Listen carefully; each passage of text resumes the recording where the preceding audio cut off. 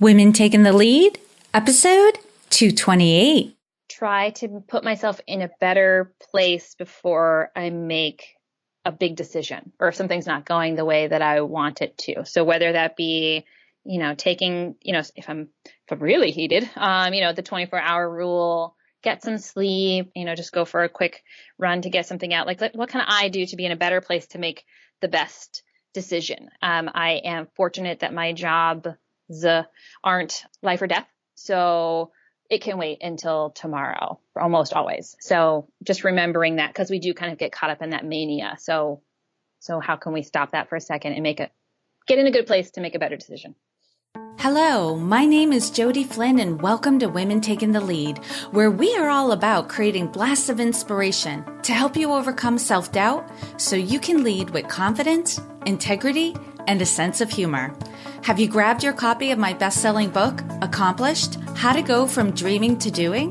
Head over to womentakingthelead.com/accomplished to access the secrets to achievement and success.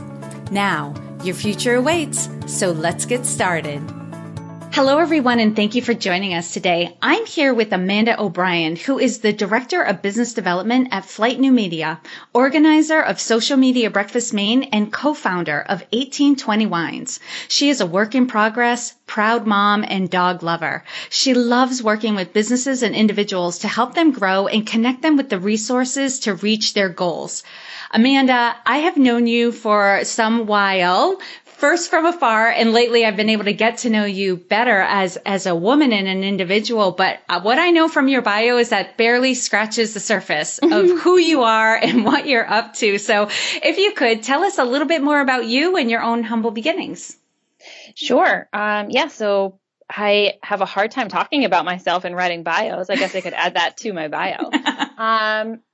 So I'm doing a lot. I'm a pretty busy lady. So humble beginnings. I grew up in Maine, on an island off the coast of Maine. I was raised by a single mother, in a blue collar family. And then my mother married a fantastic man when I was a little bit older, and he works for himself. So he's self-employed. He's an arborist. And I think I learned a lot about just kind of work ethic and your reputation and how to make things happen from him. And I'm realizing more and more as I get older, that's where I think I get kind of my drive. And I just want everyone to be happy and find their thing. And I'm going to try and find my way to help them do that, I guess. Yeah. I love that. And when I first reached out to you, because my experience of you is like, you just do what you do because it's natural. It's almost like organic, if I'm not overusing that word too much, that you just follow what interests you. You gather people that interest you on topics that interest you. And at the end of the day, you've created like some pretty amazing things. And in our initial conversation, you were like, well, I don't know if I'm really, woman taking the lead or anything like that. I haven't made it yet. And I was like, no. I want to talk with you and share you with my community because you're a woman who's up to stuff, like you're taking action. And, so from anyone looking on the outside in, like, here's Amanda. She's got a great job. She's starting this amazing company. She organizes these awesome events and you can like hang your hat on that. But where I always start my guests is like those human moments that connect us all, the lows of the lows, the playing small moments when we just don't realize like what we're really capable of or our true value. And so we may hold ourselves back or, not go after something that we really want. So Amanda, kick us off with your playing small story and the lessons you've learned from it. Sure. I don't think I had a lot of confidence when I was younger. And when I was in my like early 20s, I was just desperate to find my thing, like the thing that I was good at doing. And I remember going, not job interviews, but when you interview people like about their job, because I just wanted to hear what people did. And I just couldn't ever find like my fit. So I was fortunate enough to, through, as the world works in mysterious ways, kind of find what I thought was my thing, which was back in the early 2000s with the internet and with like internet marketing and how it just made the world so much smaller to me. I could connect and help people. And I was actually helping bands make their Myspace profiles. And I was just like, I want to do this, but I couldn't, because that wasn't a job and it was freaky to people. So I got frustrated and I did the like, you know what? It doesn't have to be my thing. Like all I have to do is have a paycheck that I can pay my mortgage and feed my dog and I'll be fine. And I took a job, which was just such an awful idea, selling insurance, you know, because it was just a number. It was like, as long as I can make this number, I can be fine. And I wasn't, you know, I think work is just work and working is part of my identity. So that number wasn't doing me any good. I was, you know, I was physically ill and like upset with myself for what I was doing. And I ended up leaving and finding a company that was doing internet marketing. And I just kind of went to them. I was like, you need me. I need you. Let's make this happen. And it worked. That's a great interview. Like just walk in and go, look, you need me. I need you. We're a partnership. Let's do this thing.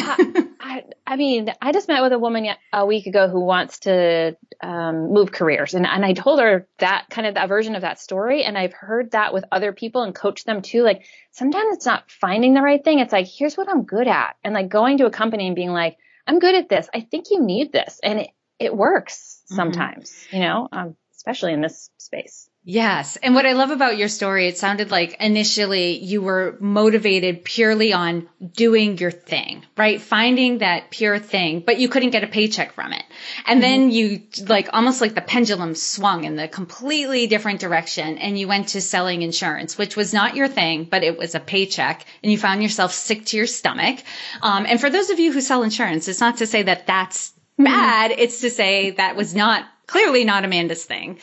You know, but then you like came back to center and you actually found something that you were really good at and it could pay you at the same time. And sometimes it's really as simple as that, finding that combination and then telling somebody how you can contribute to them. I think that in terms of like marketing and relationships, isn't that the way to go though? Yeah, for sure. Yeah. To lead with like, here's how I can provide you value. You want to talk with me.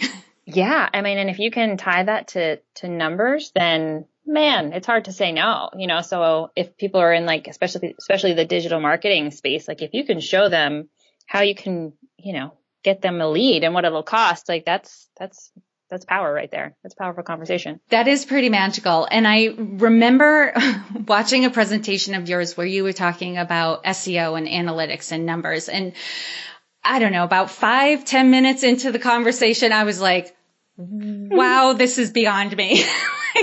like I'm a smart person, but like I have to say when I watched you presenting up there and you were so comfortable with the information and it was almost like you started speaking a different language, but I looked around the crowd and more than half the crowd understood what you were saying and they were nodding and laughing and all this stuff. And I was like, this is a special breed of person who can do this kind of work. And that's why we hire you.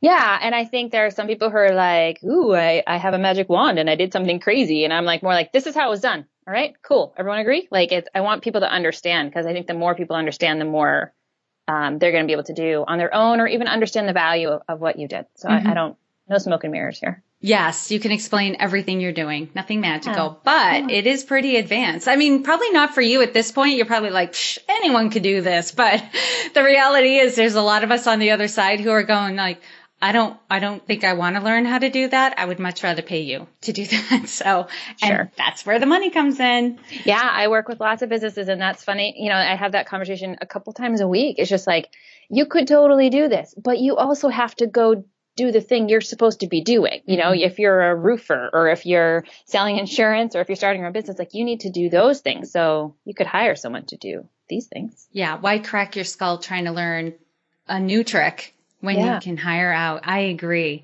I could watch enough YouTube videos and remodel my bathroom, but I should not do that.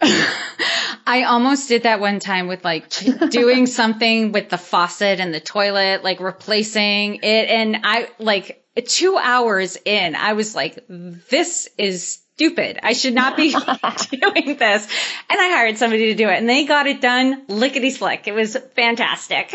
Yeah. I mean, and what could you have done in that 2 hours, you know, for your business or for your life? So yeah, Absolutely. Absolutely.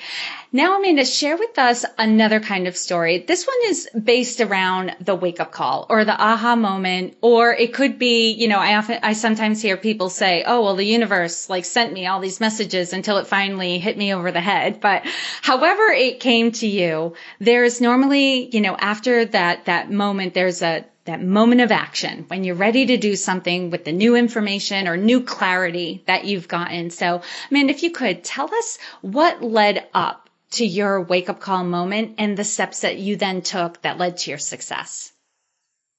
I think coming off that last story of, once I was finally working in internet marketing, it was just something I felt so many companies needed help with. And I saw too many people getting taken advantage of and losing money. But I just had that, I, for some reason, felt like it was my personal responsibility to help all of them, which isn't great. It's not a great business model just to want to help people and not get paid. And I was going to a lot of events, like a lot of marketing events, where people get up and they speak. And I was going to an event in Boston called Social Media Breakfast. And I was driving down once a month and I loved it. And then it just hit me. I was like, if I could do this in Portland, how many people could I help one-on-one, or the room could help each other to kind of actually fix something or get help so they could go back to work and help and grow their business. But I, again, didn't really have that confidence. And when I look at people who are event planners, they like being in front of people and talking about themselves, and they create their own kind of brand as their personality. And that's not me. I'm a pretty private person. So I didn't think I could do it, but I just did it. But I think I did the event differently than how I've seen other people do it, where the event is not about me or about where I work or my services. It's about the room. And so the Social Media Breakfast grew from 15 early adopters. I like to affectionately call us a bunch of nerds in a conference room to now it's, 100, 140 people every month. And it's just this great community that works, and helps each other out and, keeps in touch throughout the month, even when they're not at the event. And, it just makes me happy. And I have to get up and tell people what they're doing there, but it's not an event about me. And so I've been doing that for now it's 6 years, and it's the largest social media breakfast in the country because they have them all over the country, and the longest one consecutive running. So I did something right by doing it the way I thought I wanted it to be done and the way I think my community wanted it. Mainers are kind of funky. They like things done differently. Amen for that. And that's when you first came on my radar, because I started my business back in 2010. It was probably within a year or so after I started my business, a colleague of mine was saying, oh, you have to come to this event. It's amazing. I can't believe you haven't been to one yet. This woman, Amanda, she runs them. She's amazing. And at that time, we were in the hotel. I can't even remember the name of the hotel because its name has changed a couple of times. I know. But yes, where the Eastland is. It was this big, beautiful room. It was a pretty large crowd. And you just seemed so comfortable on stage. It's when I listen to the story of you, being I don't know if I can do this. I'm kind of a private person. I'm not the type of person to stand up in front of a crowd and talk about myself. But you just have this style that makes everyone feel at ease, relaxed. They laugh. And the results don't lie. This is now the largest social media event, longest running consecutive event in the country. Mm-hmm. That's pretty amazing. Yeah, it's kind of cool. Yeah. And then, I like watching people's, I've seen businesses grow from things that they've found there. I've seen people completely change directions in their brand. I've seen people get jobs. The one thing I'm missing is I haven't seen a relationship start. I would like someone to I would like some romantic story of, people meeting and at a social media breakfast, but that'll happen. Yes. Meeting at social media breakfast, and then maybe one day a proposal in the middle of the event. Maybe right before you do the raffles, we could get the proposal to happen. All right. We'll get this going. We'll find out. Put out feelers. Who's falling in love? Let's hook people up and play matchmaker. right, Amanda. Well, this is a great segue because, one of my favorite things to ask people is about their leadership style because, as you know, not every leader leads in the same way. We all have different personalities. We all have different strengths. I was just talking about your style at social media breakfast is like, you're just really chill and you make people feel comfortable. And, I loved how in the opening you said, I just want people to be happy. And like that comes across too. You just want to make it like a light, joyful, fun event where people learn a lot. But that's me talking about you. So Amanda, how would you describe your leadership style? Yeah, I think it's air quotes are up right now. It's easy in the fact that I just legitimately want people to succeed, and to find their thing. I don't know if that's like some deep burn from, again, that time in my 20s where I just felt so lost and no one to kind of push me in a direction. But like, I just want each person I'm working with to succeed, whether that's, my coworkers or, my friends or my network or people who come to me like for advice. I just want to help them have the tools to do that. So, I think that's it, is just kind of really wanting other people to succeed. I have worked in places where that has been a detriment. Like I'm more of a person not to be like, look at me, I put my pants on, but to make sure that the other people in the room are getting credit for all the things they did to get something done, a project. So some short-sighted leaders won't see that part.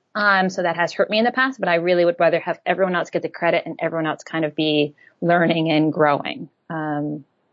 And I think by example, right? So I try and do my best work and help people along the way. And there are lots of times I want to have a knee-jerk reaction to things, but I don't. There's a pause. But I do not. Yes. Yes. And what you're describing, Amanda, is actually a leadership style that's becoming incredibly popular right now. And the buzzword that goes along with it is servant leadership. Servant leadership. Yeah.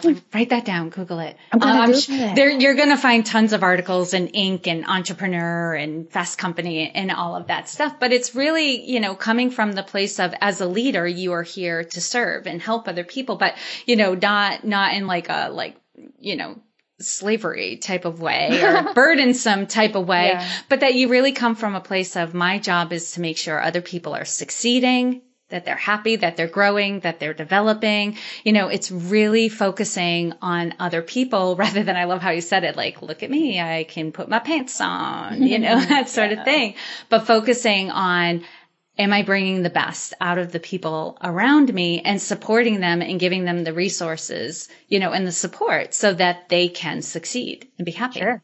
Yeah. Love it. Yeah.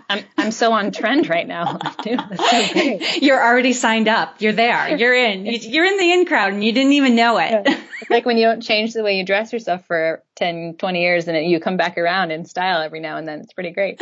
Kind of like a clock. You're cool. You just stick with your style. Nice. I'm cool right now. All right, Amanda, what is one thing that you're working on right now that you're really excited about and want to share with us? Sure. I am starting my own business, and I've been starting it for a couple of years now, but it's to a place now where it's going to go to the public. So I'm making wine out of rhubarb, which is a plant that grows really well in Maine. So trying to make a sophisticated, locally sourced wine. And along the way, people think I'm an entrepreneur or something, but I'm not. I am terrified. I like working with entrepreneurs and startups and small businesses, but I have had a steady paycheck and insurance and benefits the whole way. So, this is a crazy thing for me. Yeah. Mm-hmm. And how did this come about? Yeah, I was, working in radio 10 or 15 years ago. And, one of the guys who worked there, we became friends. His name's Pete. And then he has been making the wine for a while. I knew about it. And then we stayed in touch, me and him and his wife. And I had it, I was actually freelancing for a company that was out of Burgundy who was trying to break into the US market. So I was learning a ton about wine and drinking some of the best wine on the planet. And, I tried Pete's wine and I was like, this is amazing. Like, what what are you going to do with this? Like, and Maine and everybody is totally into like the local food movement. And I just feel like everyone would love this. And, he's like, I would love to do that, but I don't like people or sales or marketing or business planning. And I was like, oh, hey, I like those things and I like you. So yeah, we drank too much wine and decided to make a business of it. And before you knew it, you struck a bargain and here you are. Isn't that how like some of the major life decisions happen? Yeah. And I'm a pretty safe person. So that was a big deal for me. So, yeah, and it's going well. It's going well. It's exciting. I love it. And it's fun to have my baby. Like I've been working on other people's babies forever. So, it's nice to have my own kind of thing that I'm working on. Mm-hmm. That is the entrepreneur in you. Even though you might not bleed entrepreneurship, to the core, there is a part of you that like kind of likes the excitement of it. Yeah. I love that. And, I was definitely interested in this as well when I saw it, like, I think it came up in a news feed or something, on Facebook. And I was like, what is this? This rhubarb wine? But it's so unique. And the fact that it's local and here in Maine, like having a locally made product is, thebomb.com. People go crazy for it because there's a lot of quality products here in Maine, and Maine has a reputation, and I mean, if anyone has a tagline or on a package, made in Maine, like that says something. And the fact that it's wine and made from rhubarb, I'm like, I can't wait to taste this wine. So I have been following your progress and I see the posts every now and again and the progression of like, I think a few weeks ago, it was the licenses and all of that. It's just been fun to watch the progression. Yeah. Thanks. Yeah. It's been fun. It's been, fun in that like stress your hair out. Oh my God, am I making the right decision kind of way? Yeah. Yeah. Like roller coaster fun. Like, am I going to die? It's a lot of work. Yeah. Yes. I love it. And on the flip side of things, Amanda, what would you say is the biggest leadership or business challenge that you're faced with right now? I think I'm probably the only person who's ever said this, but time management, like making sure, because I want to help everybody and I want to help all the businesses and I love my job at Flight and I want to do the best work for Flight and for my clients. And, I have the wine thing and the social media breakfast and, I'm a single mom. I just need to be better about managing my time, and doing one thing at a time as best I can, and then getting through the list. Mm-hmm. That definitely is a common challenge. This was something I was chatting about not even a week ago, and somebody was like, you need to time block and you need to prioritize. I'm like, I do all of those things. I have that down. The problem is when somebody out of the blue is like, I need your help. Then I'm like, I will save you. Everybody's important to me and I hate to make anyone feel like they're not. And so, and for you have a lot of things going on. I'm sure it is tough to like focus on one thing at a time. Yeah. And, and something I'm working on super secret way is, I do want the best for everyone, but, it might not have to be me that does it, and I think that's hard for me sometimes to realize. But I'm working on it. Yes, that's a great reminder. I know that one. I need to lean into it a little bit more. Like, does it need to be me? Am I really required in this situation? Because the reality is we're all unique and valuable. This is true. And we're all replaceable. Yeah. And I remember hearing it's kind of like an odd joke, maybe not in the best spirit, but it popped into my mind. So I'm going to say it. The cemeteries are full of people who thought they weren't replaceable. Right. And so, and so it's a little grim, but also remembering like there will be a time where I will absolutely be replaceable. Maybe this is one of those moments too. Yeah. Yeah. Or, could I take this time to introduce you to someone else, or to make some type of other connection for you or something, instead of, I feel like I just take people on like, okay, I can help you. Oh yeah, I can help you. And maybe it doesn't have to be me. It's kind of my little thing I'm working on. I like that little add-on too, is like, it doesn't have to be a no. It can be, let me redirect you to another resource. So you're not leaving anyone high and dry. You're just saying, I'm not the one. Let me help you find the one. Yes. Awesome. All right, Amanda, now I'm going to do a quick leadership roundup. So tell us, what is one practice you have that helps to make you a better leader? Sure. I think I try to put myself in a better place before I make a big decision or if something's not going the way that I want it to. So whether that be, taking, if I'm really heated, the 24-hour rule, get some sleep. I just told you before about going for a run, just go for a quick run to get something out. Like, what can I do to be in a better place to make the best decision? I am fortunate that my job aren't life or death. So it can wait until tomorrow, almost always. So just remembering that, because we do kind of get caught up in that mania. So how can we stop that for a second and get in a good place to make a better decision? Nice. What advice would you give your younger self?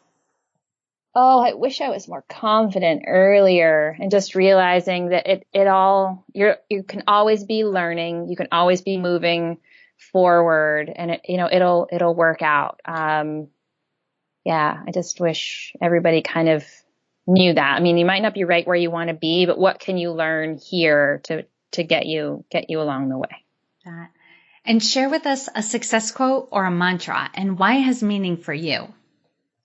Sure. I recently went on a trip to New York with my son, who's 4, just him and I in the big city, and I put together like a little photo book, and I put in the front of the book something I've been kind of living by for a while now.